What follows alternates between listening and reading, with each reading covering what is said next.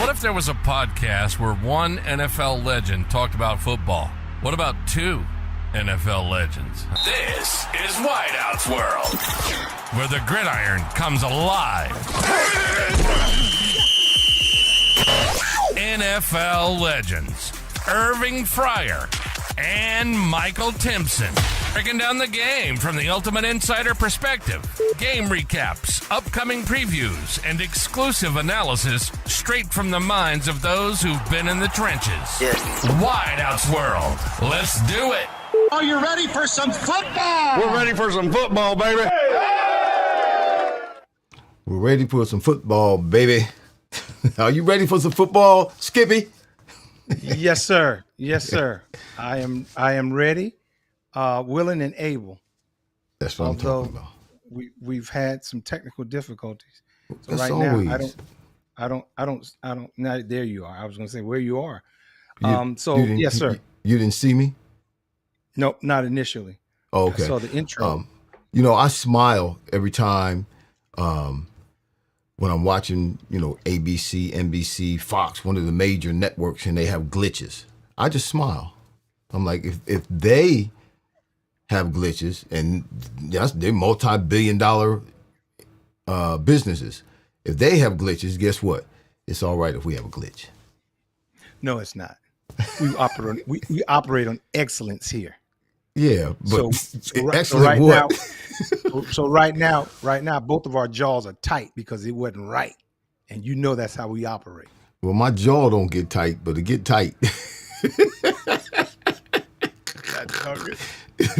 Something get tight. I don't know my jaw. Well, yeah, when it ain't right.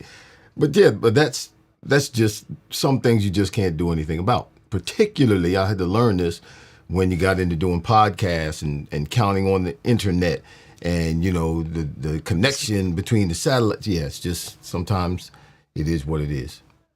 Well, Elon running all that stuff up there with Starlink. He run it all by himself. Everything all jacked up. So you see that new phone he got? No. It's a Tesla phone. It's called a Tesla phone. I'll turn my lights up a little bit. It's a Tesla phone, really? Yes, the Tesla phone, and you don't have to charge it. It runs or charges via the sun. It's like solar. It's solar charged. It's got the most memory. It's the fastest. It's like supposed to put. I don't want to talk to nobody that bad. I don't want to talk to nobody. I don't either. I left my phone last week. I left my phone in 2 different places because I don't care about my phone. How don't you have your phone? It's a while before I remember I don't have it, and that's a good thing. I go looking for it. That's frustrating because you don't know where I don't know where I put it. But a few hours can go by, I don't even know I don't have my phone because I'm not married to my phone, man. That's good ridiculous. Stuff. All right, man. So since we're a couple minutes late, let's jump into it, brother. Okay. You got All it. right. You hosting. You got it tonight. The host with the most. I'm the host with the most. Okay. Uh-huh. NFL news. This one's pretty simple. Right down our alley. Since this is Wideouts World, and we talk about wideouts. We talk about Metcalf. Oh yeah, we do it with the wideout twist, and this is a twister right here. Okay. So before we had the technical difficulties, I had a picture of DK Metcalf. For those of you that don't know, who lives under a rock. He went into the stands or went over where the stands were and grabbed some guy by his purple hair or blue hair, whatever kind of hair. He didn't grab him. Yes, did you see what happened? He grabbed the hair. Did you see what happened? No. Wait a minute. He grabbed his hair. Go ahead. He Go did ahead. grab his hair. He grabbed his hair, and then as he was walking away, he swiped at his hair and whatever, and like get off me kind of thing, and walked back. So as a result, that's the big brouhaha. Now, DK Metcalf said, obviously, he said some things that were racially insensitive, talked about his mom, that type of thing. The guy has put his name out there, in addition to his lawyers, Sean and Sean, Head Murphy of Murphy Law Firm. I was like, you got to be kidding. I mean, it wasn't. He's going to try to get paid? It wasn't even cold, and he had lawyers. But anyway, so as a result, just 30 minutes ago, the NFL suspended DK Metcalf for two Two games. games. Yep, 2 games, right? Cost him $555,000 for those 2 games. Don't get paid. So, my brother, is it worth it? Well, he missed. When he swung, he missed. So obviously it wasn't worth it. No, it's not ever worth it. You have to, like we are always taught, like we've always had to, you have to take the high road.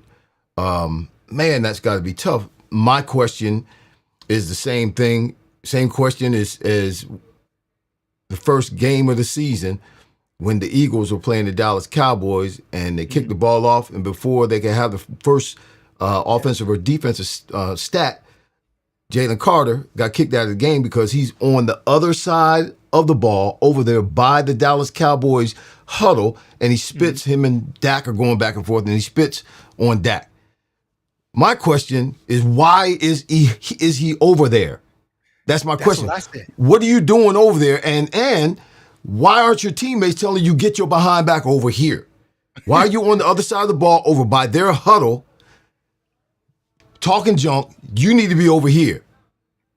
So there's two parts of the accountability. Him being stupid, and then his teammates not recognizing what was going on and getting him back over where he belongs. Same thing with DK. He's over there. Okay. Mike, when we were playing, 15 yards. It's 15 yards. Yeah, when did we go over by the stands like that? When did we go over by the stands like that? We didn't go by the stands and go address somebody in the stands, particularly when it's 15, 20 yards. If they're right behind you and they're right behind the bench, then you might turn around or hear some things you don't like. But we don't go over to where they are 15, 20 yards and talk to people in the stands and get close enough to where they can touch us or we can touch them. Never did that. So my question is, why was your dumb behind over there in the first place? Right. Let them talk. Whatever they were doing, let them talk. There should be some kind of rule, and he deserves it because he was just stupid. Stupid for going over there. No, it is. He's stupid for going over there.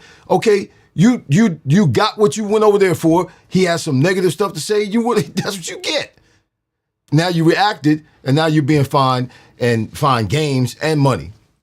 Guess what? He deserved it because that's just plain stupid. So they had another angle, Irv, that I looked at, a video angle of him walking over there. He passed the blue tent. So I mean, he passed the blue tent walking over there. Bro. So to your point that why no teammate said to him, now if you got a hothead like that, what would you as his teammate say? Oh, there you go again, and you let him go. Right. So if they sense him being a hothead and he don't listen to nobody, they probably just let him just go and do his thing. Well, because I was sharing with my wife. I said, why isn't he paying attention to the game? Right. I remember coaching, and I told my players, I says, if your attention is on the stands and what's happening in the stand, then I'm gonna have you go sit up there with him. Go sit up in the stands with him, yep. So it just blew my mind. Now I think we both would agree. We don't agree with if something negative like that was said. We don't agree with that at all. No, and fans aren't supposed to say things like that. No, right. But see, here's the thing: they all get, number one, they get kind of big, puffed up in the chest after they got some drinks. That's number one. Of course. Number two, when they buy the ticket, they feel they can say whatever. Right. And number three, you got to understand, in that situation, you're the only one that's going to lose. Now you got a lawsuit coming. Now the NFL fined you for $555,000, and this guy is going. And you know why the NFL fines that much, 2-game suspension? Because they're gonna get fined. Yeah. They're gonna get sued. Yeah. So they're looking at it like, you know what? We're gonna get sued. You're gonna get some of this smoke too. Right. Because that guy gonna sue. Well, we didn't have protection. I was assaulted in your stadium. Oh, he gonna go after Detroit. He gonna go after all of them. He gonna have to move from Detroit. He gonna be banned from the stadium, but he gonna be living all right.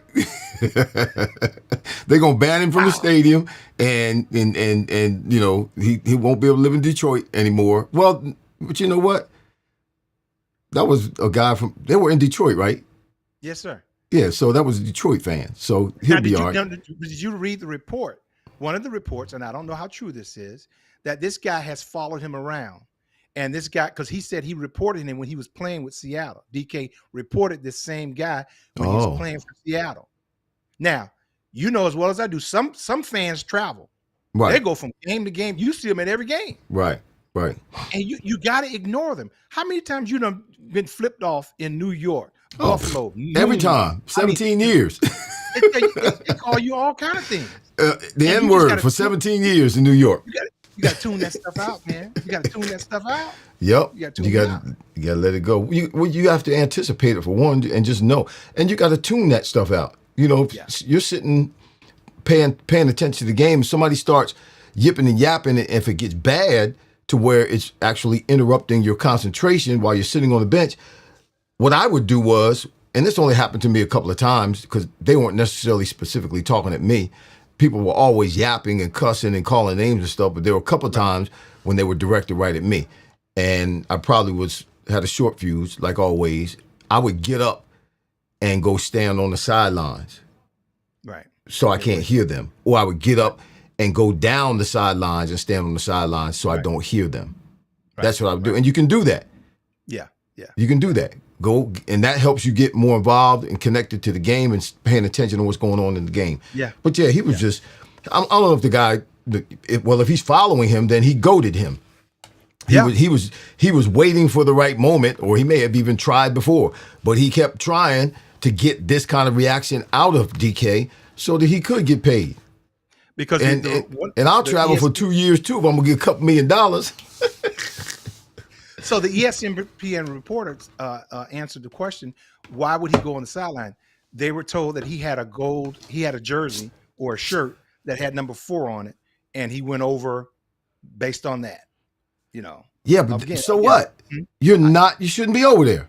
Not at that time. I mean, after the game, if you want to go over there, fine. But not during the game. No. And then he comes back, the next ball is thrown to him, he drops it. He had a couple plays that was real bad after that. Yeah. After that, because he worried about what, he knew he was wrong, and he knew that everybody saw it, knew the camera saw it, and he was like, oh God, what's going to happen? I messed up. Of course. Either he was pressing too much to make sure he caught the ball, or he was worried about, the consequences of his actions. Yeah. But it took him out of the game for a minute. He started getting it back together again. He caught a couple more balls. Well, that's the news. That's my news. Well, my news. That's my. You got another one? We'll talk about your second. What's the other one? You sure? Yeah. Okay. Let's talk about the offensive pass interference in the Pittsburgh-Detroit. Pittsburgh-Detroit game. Was that Amon-Ra St. Brown? The end of the game. That was a great game, though, man. Great game. It was. That was a great game to watch. We had a couple of great games to watch. There's the Rams. Who the Rams play? The Rams in Seattle? Man, that was a heavyweight battle. Good gosh. So we had talked about this before, about all, the pushing off with the receivers. Mm-hmm. But I'm going to go back one before that one. There's two. The pick play. You saw the pick play. They should have called that. That's a staple. They normally do that. They normally call that when it happens the way it happened. Mm-hmm. Now, here's the thing. When you do the pick play, they did call that one, Irv. They called that one. They called it back. The one he pushed off. They called both of them. But here's the thing. The pick play, you got to act like you're avoiding the guy. It was Salah, Falah, whatever his name. He just went up, and the guy that was coming, coming here kind of pushed. Right. He pushed him into him. Yeah. Yeah, but if he would have looked back, I think he could have got away from it. Like I was going on a pass, but he didn't do that. So that was the one. Well, maybe he threw his hands up when he got pushed. Exactly. Now, the one that we talked about all the time, we see it, which I was surprised they called this. Well, this was kind of egregious, though. When Ahmad ran 10 yards down the field and extends his hands and pushes. Yeah, you got to run into him and flip him. You can't run into him and extend your hands. You can go if he's standing there flat-footed, just go run into him, bam, and you'll push him back because he's standing flat-footed, and you got a 5-6 yard head start of running, a steam. You run straight into him, bam, run into him. That creates your separation, turn around, and they throw the ball. He extended his arms, like you said. He actually literally, instead of running into him, he made contact and pushed him. But here's the respect that I have for their coach. You know what he said? He said, we own this loss. He didn't make excuses. He said, don't blame it on the refs. He said, we own this. Because throughout the course of the game, there's plays that could have taken care. You'd have never been in that situation. So I like that as a coach, as Coach Campbell. So, but you know what? But you know what? You have to take. You have to have that mindset anyway. Particularly with games that go down to the wire. When they go down to the wire like that, listen, we had other opportunities in the game that we blew or that we missed or that we, just didn't take advantage of, and it should not have even come down to that last play. So yeah, that's easy. My news of the week was just simply, and we're going to talk about this a little bit later on, is the doggone Jacksonville Jaguars, man. Nobody. They're the 3rd seed in the AFC right now. They're 11-4. When did that happen? Trevor Lawrence is breaking records. He's setting records with what he's doing. He's playing at a level now. He's got a couple of things going on in his overall game that only several Super Bowl MVP quarterbacks have done. And I'm just trying to figure out what the heck. Liam Cohen, this is his first year as a head coach, and he's got these cats playing like this, 11-4. Well, I'm going to save this stat for you that's going to help answer that question when we get to the Jags. Okay, but that's my, I'm just impressed because they're a silent killer, man. They slid right in there, and Trevor Lawrence. Let me give you one of his stats. Just in the last 2 games, Trevor Lawrence has 10 TDs, 8 passing, 2 rushing, and 0 turnovers. So he's the only other players in the NFL history with 10 TDs and 0 turnovers in any 2-game span in a season are Lawrence, he's one. Josh Allen did it in 2024, and he was the MVP of the league. Drew Brees, 2019, and Patrick Mahomes in 2018. He was the league MVP that year. But nobody's talking about Lawrence as the MVP. No, they're not. But he's doing stuff like the MVPs are doing. I think, what is he? Let me see. I think he's now his yardage. He's only thrown 3,500 yards. Yeah, he hasn't thrown for that, but he's very efficient. He's playing. He's just playing well, man. And one of the few games that I had an opportunity to watch him play a little bit this season, I didn't realize he's as athletic as he is. Yeah. He can move and he can run. He's a big, tall guy. Was he 6'8", 6'7"? No, he's not that tall, Irv. Oh, he's tall. He's not that tall.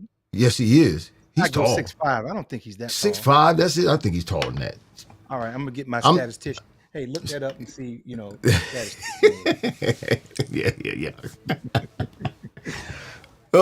He's tall, though. And for how tall he is, I didn't know he was that athletic. He can move. He's got a great lateral movement, and he got a little bit of speed, too. So, and I can see why, with him maturing and getting better, which some of us didn't think was going to happen with Doug. When Doug Peterson went down there, we thought Doug would help him out, but it didn't seem to.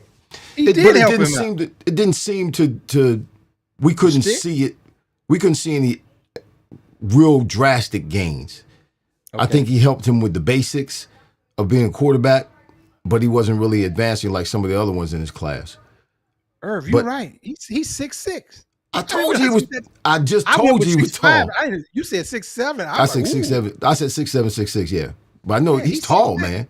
He's tall. I didn't realize he was that tall. Okay. He's a tall quarterback, and that's what surprised me about him able to move like that, being so tall. Yeah. But yeah. Okay. Well, I got a couple things I'll share with you, but let's go to the top wide receivers for this week, which good. It's been pretty consistent lately for the most part. At least the number one has been pretty consistent. Well, we all know who number one is because he's number one dude.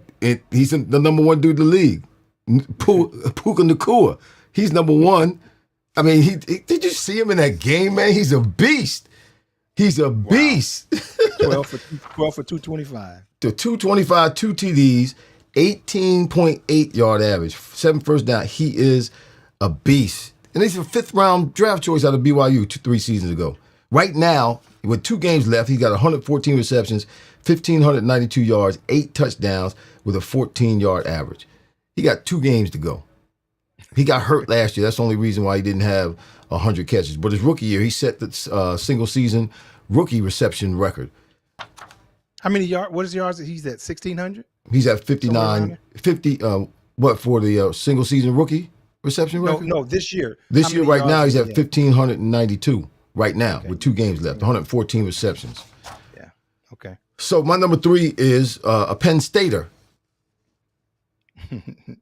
You must. He's from the Jaguars. Yep. Yeah. And again, sneaking up on everybody. Sixth round draft choice out of Penn State, 2023. The win 34-20 over Denver, which was at Denver too. That's what really took the top off for me and made me start looking at it. I'm like, what? These are the Jaguars. Where'd they come from? Looked at the record, 11-14. I'm like, man, what are these cats? I mean, what are they doing? Where'd they come from? In Denver. In Denver. Nobody thought that was going to happen. Yeah. And he's been the most reliable receiver for Trevor Lawrence up to this point. He came up big against the Broncos. He had a 63-yard reception. It was a short pass, and he broke the tackle, split him, and ran for 63 yards. Split 2 defenders doing that. Real good. Additional gains of 24 yards, 21 yards, 20 yards, and a 12-yard touchdown.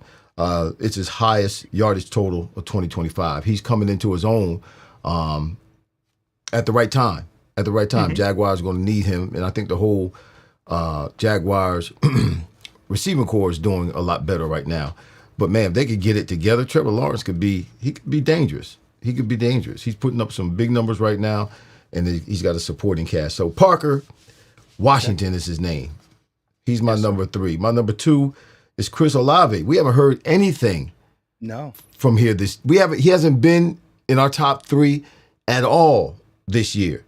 I mean, when we heard his name, he was trade bait. They were trying to trade him. They were thinking of trading him. He's been dealing with 2 novice quarterbacks too this year. So far, I mean, when this game was the 29-6 victory over the Jets, they were at home. The Saints were at home. 10 receptions, 16 targets, 148 yards, 2 TDs. The long was 38 yards, 7 first downs, 14.8 yard average. So his 2 quarterbacks, a 5th rounder from South Carolina in 2024, Rattler, and Tyler, I guess you say his name, Show. Yes. 2nd round out of Louisville this year. So it's impressive to me, and we know what Olave can do. This is his 4th season. We know what he can do. Right now, he's out 1st round draft choice out of Ohio State in 2022. Right now, he's got 92 receptions, 1,044 yards, 8 touchdowns, 11.3 yard average. Which, with those, exactly. With those 2 quarterbacks. Wow. With those 2 quarterbacks. He hasn't been getting any publicity because they stink. Right. Yeah, they're not winning. But he also, in the statistics every week, I look at the receiver statistics every week too. He hasn't been in the top 3 or 4 at all. Right. It's just been a steady choo-choo train. Yep. Yes, He's just been steady. And, again, it's frustrating with 2 young quarterbacks. He's still young. This is only his 4th year in the league, but he is the vested guy now. So, dealing with young quarterbacks, trying to not get killed for one, run down the field and catch a ball without getting killed because the young quarterback then threw you in a bad spot. And then the patience you need to have while those guys develop is, just hats off to him. He's working. What that says to me is, man, he's got his nose to the grindstone and he's working. He's doing his job, doing the best that he can do for as long as he can to help the team and also to further his career. So hats off to him. And then my number 1, as we said, is Puka Nacua. Now, I do have a boo. Was a negative smiley face, the 2 eyes and the upside down smile.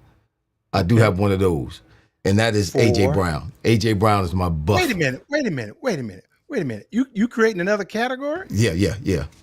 I have to do that. I got 2. I got one after this too. He's my buff of the week, or my boof. What do you want to call it? Thanks for the heads up. I had no idea. Okay. Well, I just came up with this before the show. So. And you're going to agree with me. Do you know how many yards and receptions A.J. Brown had this week? Wasn't a lot. A.J. Brown had, and they beat Washington. I was at the game. 9 receptions, 12 targets, 95 yards, no touchdowns. Against Washington. Ooh. He said, ooh. No, Mike, come on. He had 9 receptions for 95 yards. So what did Smith do? He had, I think he had 2 receptions. He had a touchdown. No. Just a couple. Yeah, they're forcing the ball to AJ. But listen, he's supposed to be a man. 9 catches, 95 yards. Listen to me. Y'all, you can go back and check all my stats.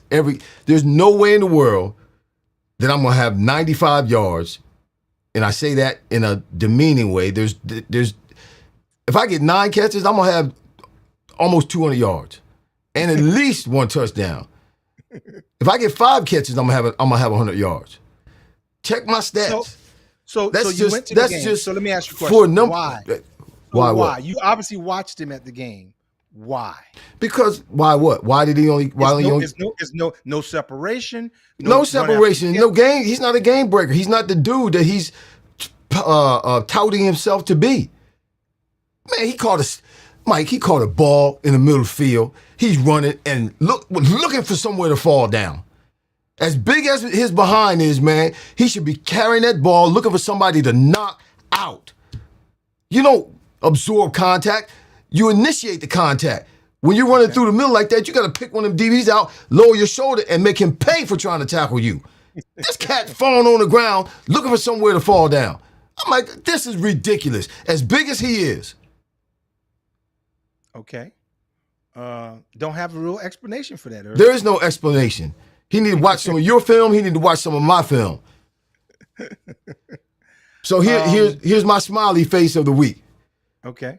This is my I don't know what to call him, but it's my catch of the week. It's the catch of the week. Okay. I know you had to see Kenny Gainwell. Oh man. Pittsburgh. Did you see that catch? Yes. Stop. Well, he's laying on the ground and caught it on his arm. Come on, that was the catch of the week. How many times will you do that? That was almost like somebody kicked the ball up and you just caught it off the person's shoe. Exactly. How many times will you do that? None.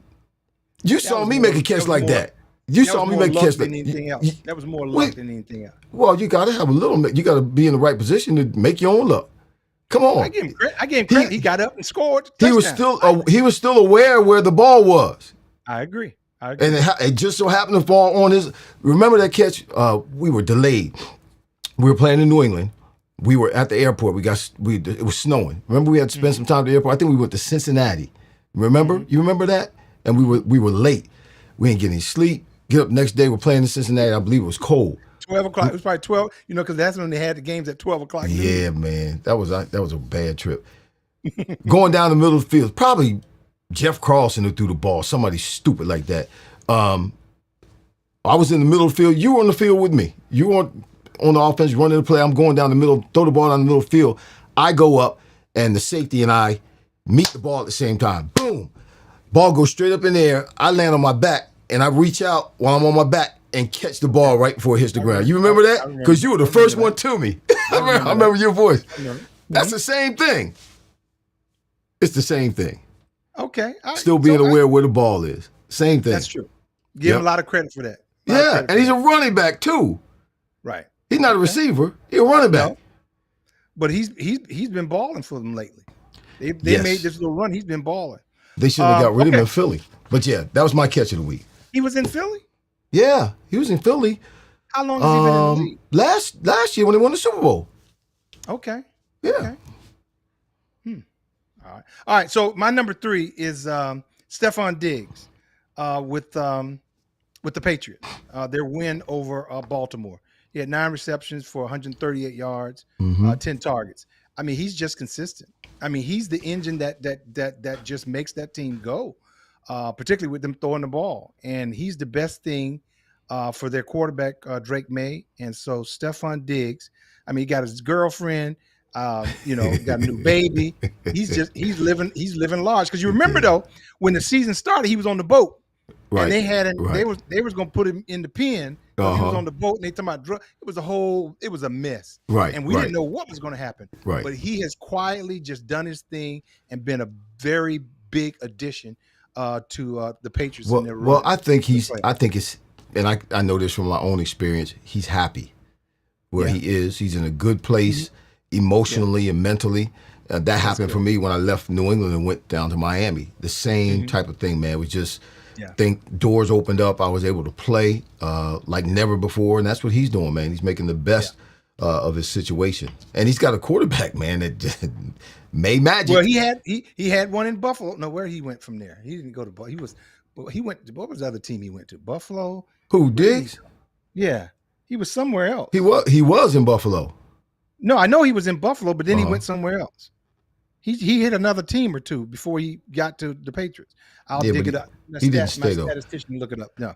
All right. So my number two is Parker Washington from Jacksonville. You talked about him. Here's the thing that's interesting about him. He came in from Penn State. More or less, he was like a third option, if you will. More of a punt returner than anything else. But he has became the go-to person. Right. And you remember now they picked up Jacoby Myers from the Las Vegas Raiders. Yep. And they just gave Jacoby Myers a boatload of money. And then they got Brian Thomas, who has kind of disappeared. Right. The first rounder from LSU. So you had mentioned it earlier. Lawrence has some tools. He has some options. Got some tools. Yep. So if they keep it up, Parker's going to be in the mix with those other two, and that's going to be good for the Jaguars down the stretch. And my number one, not much that needs to be said about Puka Nacua. He's doing his thing. And here's the thing. He did it without Devontae Adams. So you know he was getting all the attention. Yep. But yet and still, he pulls down 12 receptions for 225. Now, and some of every kind. He's making a tough catch. He's breaking tackles, making long runs. Oh man, he just does it all. But let me give you the two names who's taking Devontae Adams' spot, who's playing on the other side of him. Guy named Smith, second-year player from FAMU. Another guy named Mumpfield, seventh rounder. That's who's on the other side while he's over here working, getting double team, triple team, and still working, man. He working. You got Mumpfield and Smith. A law firm. That's what it sounds like. Mumpfield and Smith. But he's getting it done, man. So, hey, hats off to Puka Nacua. He's still getting it done. Now it's going to be between him and Seattle's Njigba for the top title as the receivers. So it's good to watch, man. Good stuff. Sean McVay, man. He just like Gruden used to do when he was in Philadelphia. He'll scheme him open. He schemes. Yeah. He puts schemes together designed just for Puka Nacua to get him matched up with a linebacker, to get him matched up with a safety, because he's gonna do all his work in the middle of the field, most of his work in the middle of the field, and then get him matched up. Yeah. A little short motion outside, get him matched up with a weaker DB. Yeah, he game plans and designs plays, which all offensive coordinators should do that to get him the ball. Yeah, to give him the ball, wow. And he comes through. He's very dependable. That cat he's. If he stays healthy, man, he's going to do a lot of damage to a lot of teams. All right, so the early game, we saw the Bucks at the Carolina Panthers. The jury for me is still out on the Carolina Panthers, but I'm just watching. I'm still jury's still out. So the Bucks at the Carolina Panthers. What's your take on that one? Well, the Bucks should have played better, because they're the 10th seed NFC. They still got a chance to get in the playoffs. So I'm surprised I didn't see more fight out of them. Yes, it was a rock fight, and fortunately, Bryce Young, he's the one to answer the bell. He's the one that came up when it was necessary. Far from a perfect game for him. Key spots, he was starting with the key spot, starting with the perfect throw as a TD pass to McMillan. That was 7 seconds left in the first half to give the Panthers a 13-0 lead at half. And his best play came late in the third quarter when he slipped a couple of rushers, stepped out of I guess it was a sack, I guess we've been sacked. Stepped out of a sack and threw that ball down to Sanders for a TD, and then a fade route to Jalen Coker in the fourth quarter to set up the go-ahead field goal. It was a must-win game. A must-win game for Carolina. They're not in the hunt right now, but they could slip in. I know. and just it's just this simple. The Bucks proved to everybody in this game that they had lost the magic that made them look or be so thrilling to watch in the first 6 games of the season, first 6 weeks of the season. Baker Mayfield, his game-ending interception just proved it. Miscommunication between him and Evans, and that put a punctuation mark on the whole season for them. That what we saw was really what they really were these last, you gonna write them off that quick? Wow. Yeah. Wow. I just think they're out of sync. They're not playing. They're not looking. There's no excitement. There's no spark like there used to be the first 6 weeks of the season. Without all the tools. Without all the tools. Hmm? Without all the tools. Without all the tools. Well, that's a part of the reason. Yeah. They don't have all the tools. Look at the Commanders. They're horrible. They're down to their 3rd string quarterback. Then they're just not a good team right now, and it has to do a lot with injuries. Mm-hmm. Well, so, he got Mike Evans back, and then he got Godwin back. So he's trying to get acclimated to them again. Well, I'll tell you what, they're still in the hunt, and they got to win out to win the NFC South. They got to win these last 2 games. So here's my take on it. Like you said, first place in the NFC was up for grabs. Right.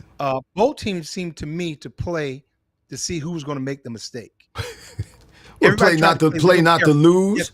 Yes, sir. But see, here's one thing when you talked about the Bucs, and I'm surprised you missed this. As astute as you are, as astute as I is, you know who's missing? I was thinking about the who's that? Ibuka. Remember how he was balling when Mike Evans was out? Right. You know how many receptions he had? Irv, he had 1 catch for 40 yards. You know how many targets he had? 2. The last 2 games, they've completely left him out of the equation. Well, that sounds like the Eagles and Devontae Smith. Sounds the same thing. It's amazing. I mean, he was balling. Mm-hmm. And now that Evans has come back and Godwin, right. I mean, they've relegated him to basically nothing. So I think that's a big part of it as well. But again, the NFC South sucks anyway. Right. I mean, they're 8-7. The Carolina Panthers are 8-7. The Bucs are 7-8. And who else do they got? Atlanta and New Orleans in there. It's not a hot division. So they can win out. They can win out. Go. Yeah. So they can win out. But they're not going to last in the playoffs. No. Neither one of them. Neither one of them. And when I say that not because Baker can't play or Mike Evans can't play or the other receivers, what's the other one that came from 49ers? What's his name? The receiver. You said Mike Godwin, not Godwin. Godwin, yeah, Godwin. Not that those guys can't play. Mm-hmm. It's just for some reason they don't look together. They look like they look not discombobulated totally, not like the Keystone Cops. They just don't look like the same team that we saw in the first 6 weeks of the season. But you said an interesting point. Baker played better. Yeah. When those guys were out. He had to. He was working with exactly. Right. He had to. Now he's trying to force the ball into Mike Evans and things like that. Right. Now it has a whole different feel to it. Yeah. So it's been interesting. I want to say shout out to the crew here. Thank you. They were talking about Stephon Diggs. He played for the Vikings and the Texans, Irv. So there's a couple teams. He's bounced around a little bit. Okay. And so I didn't know that. Yeah. I forgot. You knew, but we just forgot. But he went to the Vikings. He did fairly well there. And in the Texans, he didn't do pretty much anything. Right. I think that's when he got hurt when he was with the Texans, if I'm not mistaken. Yeah. All right. So thank you, everybody, for giving me that information. Those are my statisticians there. They were working in the background. James Hicks is asking the question, who would have thought that Jacksonville and Chicago would be doing so good this or any season? Which I'm gonna give you this one, Irv. All right. Coach of the year. I'm gonna give you 3 names, and I love this. I love to hear what our listeners are saying as well. Coach of the year. Right now, if you had to give the coach of the year, who would it be? Oh, I thought you were gonna give me 3 names. I you know what? I don't want to cheat and give you 3 names. I want you. No, give me 3 names. Give me 3 names. 3 names. Here's the 3 names. The hot 3 names: Jacksonville, Liam Cohen; Chicago, Ben Johnson; and New England, Mike Vrabel. When do they choose? When do they choose Coach of the Year? At the end of the regular season? I want to say yes, but don't quote me. Man, that's hard, huh? Yeah, it's hard. It is hard. You Because got when I Cohen think from about Jacksonville, you got Chicago's coach, Right. and you got New England Vrabel. when I think about And- Chicago's coach, how those guys have been balling and where they've come from, and then you think about Jacksonville. But you know what? Here, Vrabel, what are the Patriots? What are they? What's the record? Let me see. The Patriots are 12-3 Okay. going to Week 16.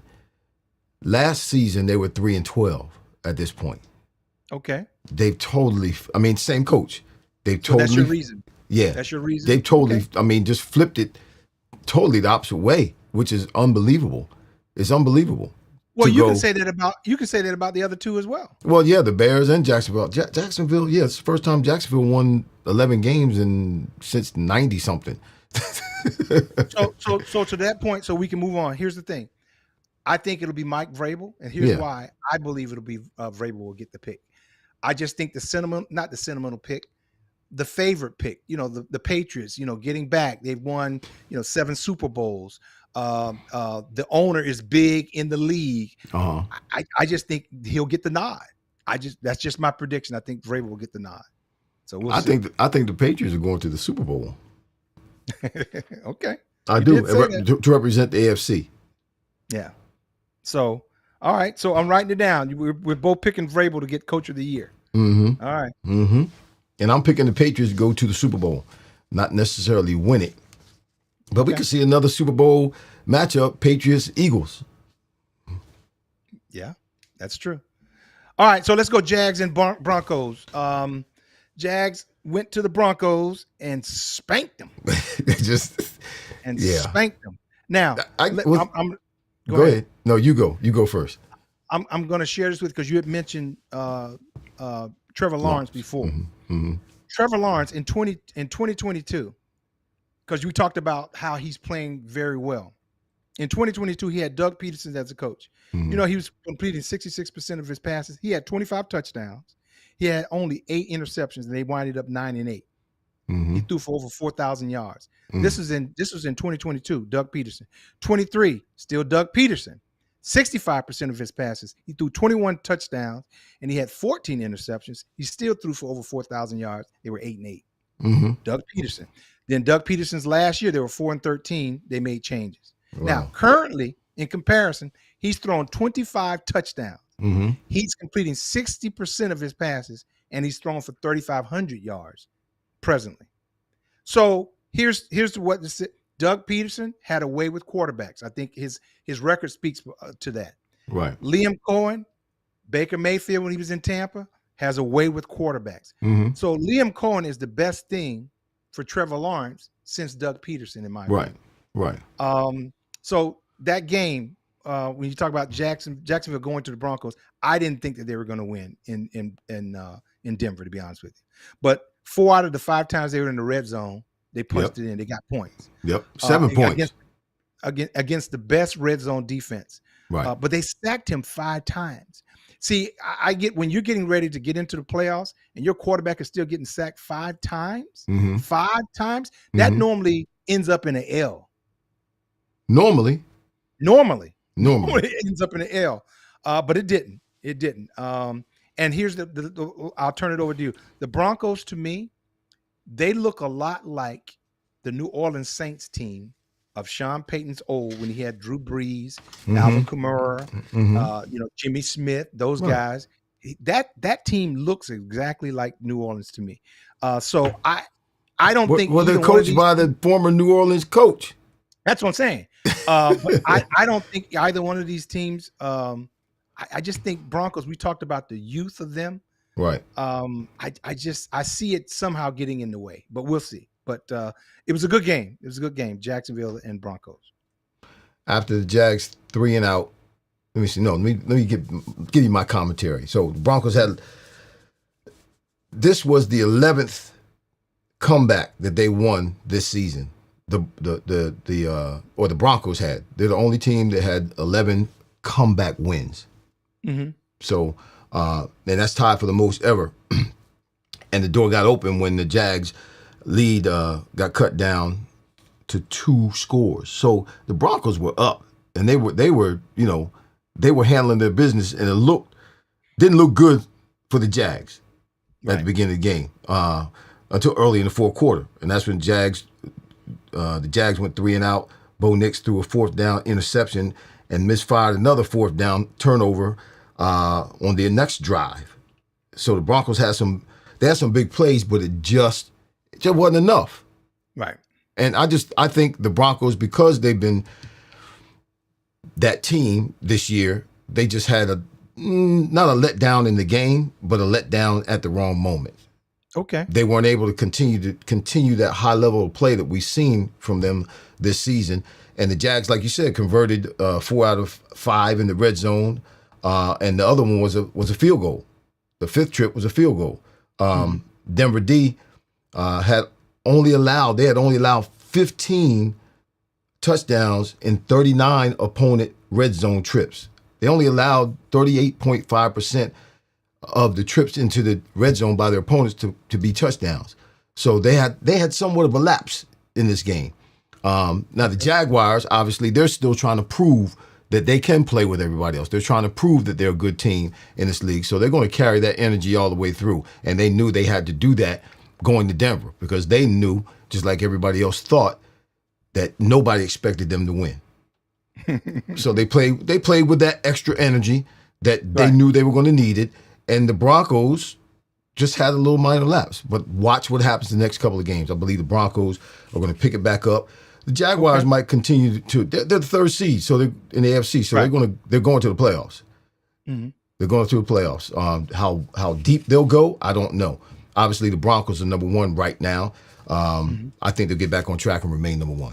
I think it was just a little bit of a lapse, and they met a team that's got a chip on their shoulder, that's got something to prove, and they weren't going to have a letdown, and they were able to fire themselves back up, come back from a deficit, and push to win. Now you'll enjoy this. Your favorite coach being Sean Payton. You know, he gave them bullet board material, and he talked about Jacksonville. He talked about Duval. He said it was a little small market. So he said something negative. They kind of used that as fuel. As a matter of fact, the coach said it after the game in the locker room. You know, they have the cameras. Right. In there. Yeah. Referenced it.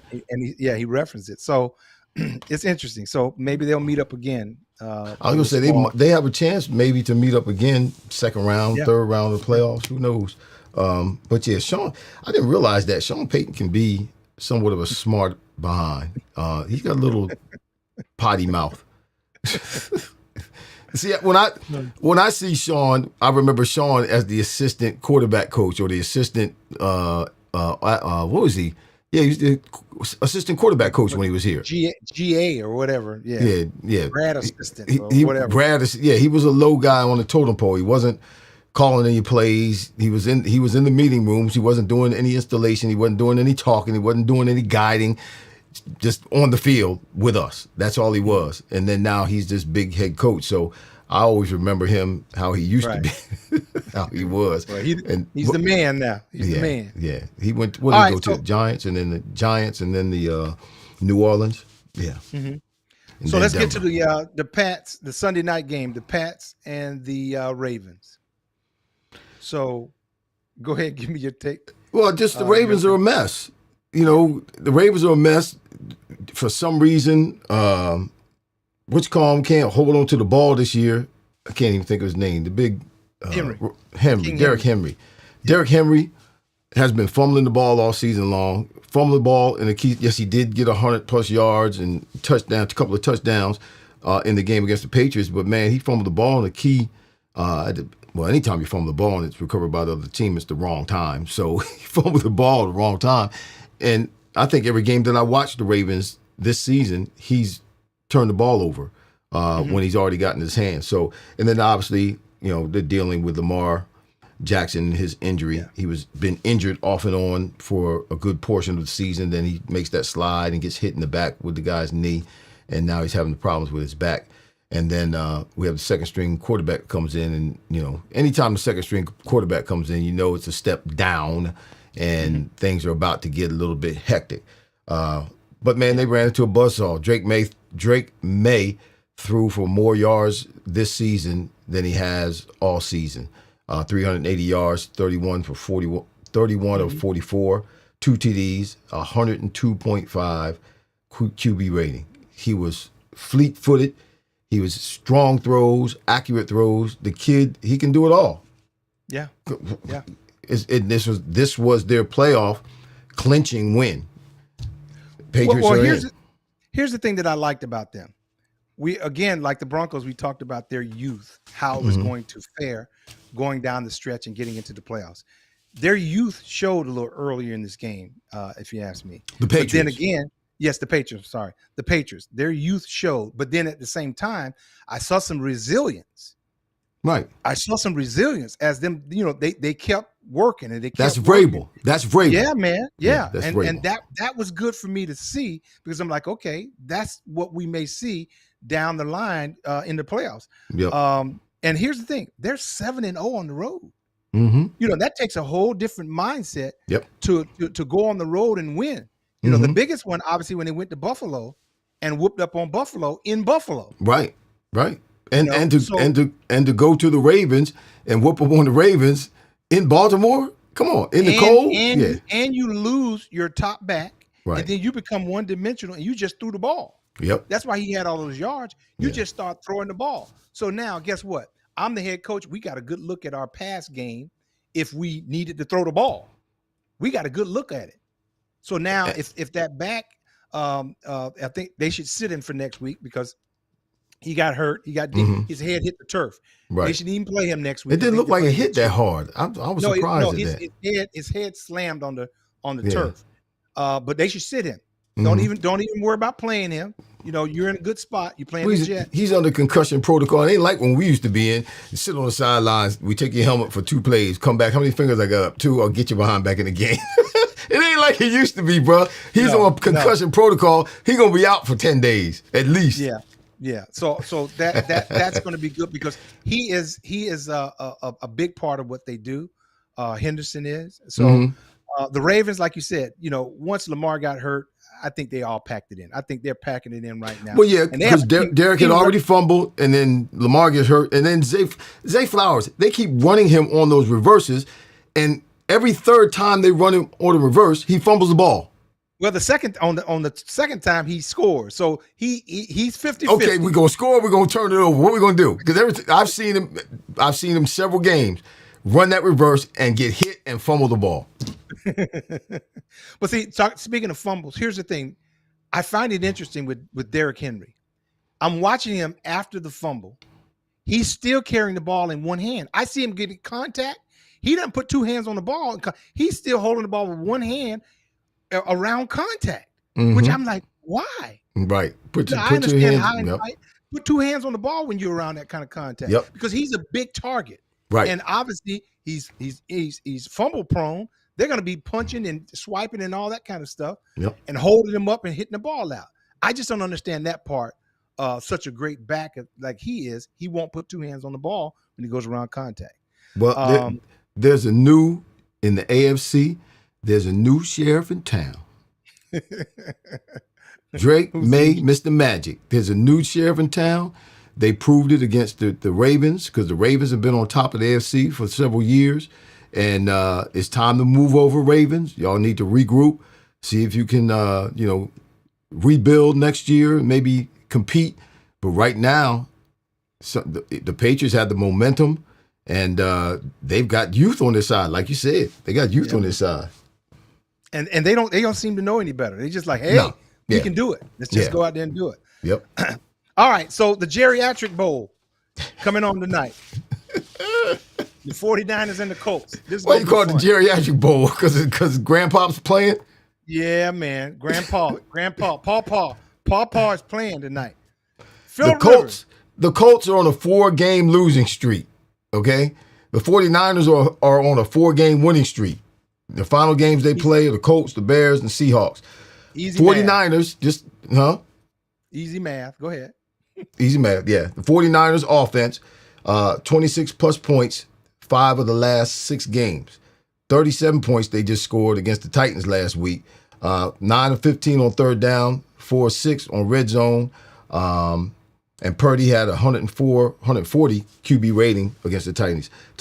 McCaffrey is himself again, and Purdy is back to 100% again. They went through, hats off to them, they're 10-4, but they went through a rough patch there where McCaffrey was a little bit dinged up, and Purdy obviously missed a few games.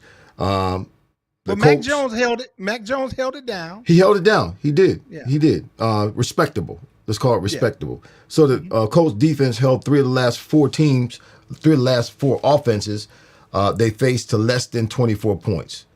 But they didn't get any help. That's why they're on the 4-game losing streak. No help from the offense, which is going to happen again tonight.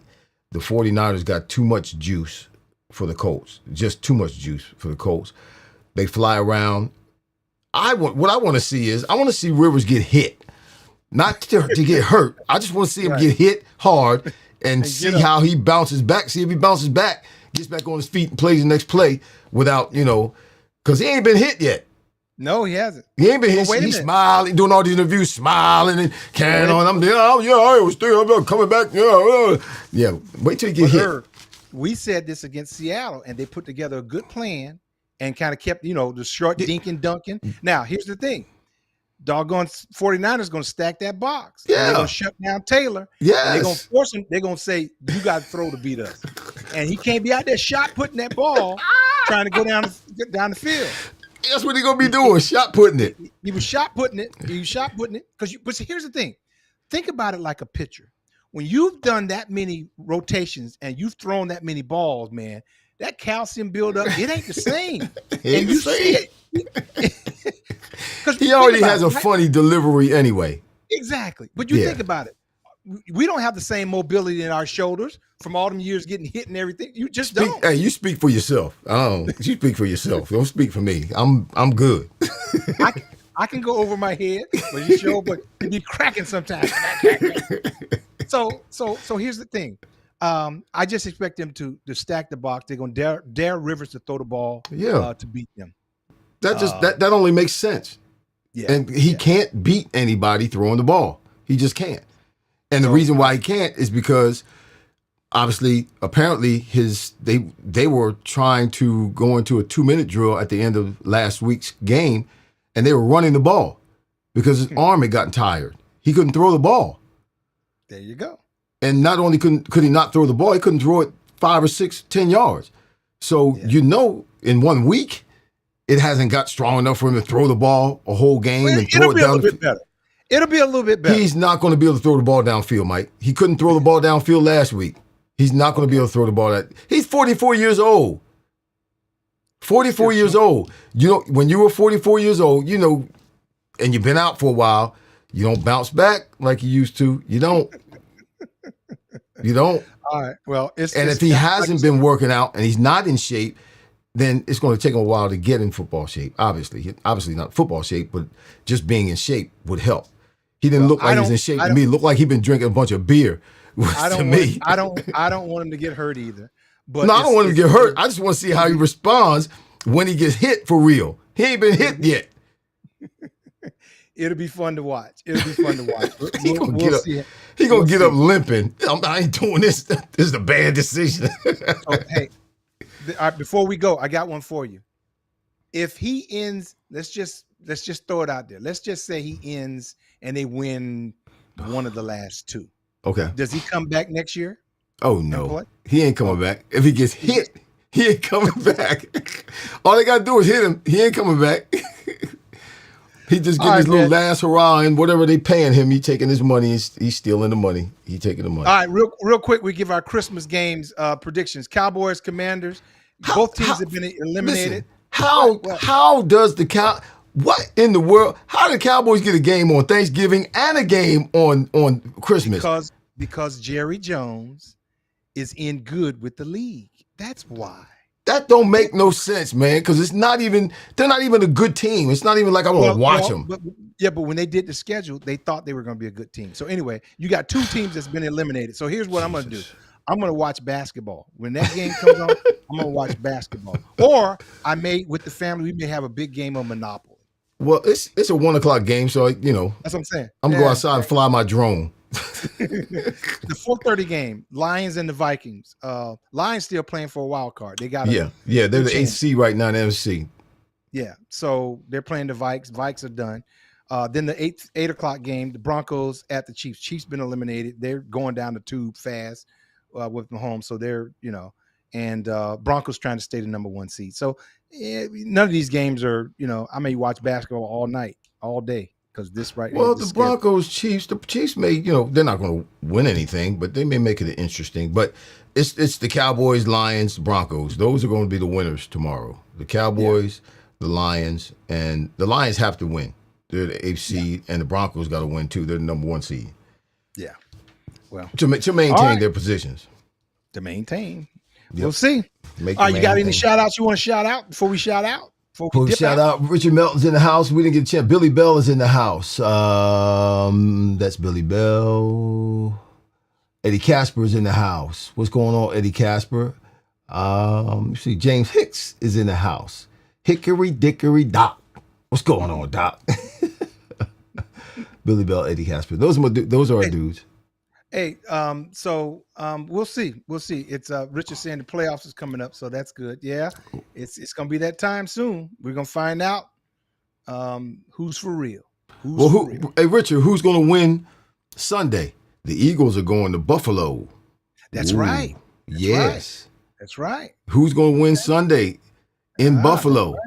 That's right. Hey, Richard, if they lose, stick a fork in the Bills, okay? They lose.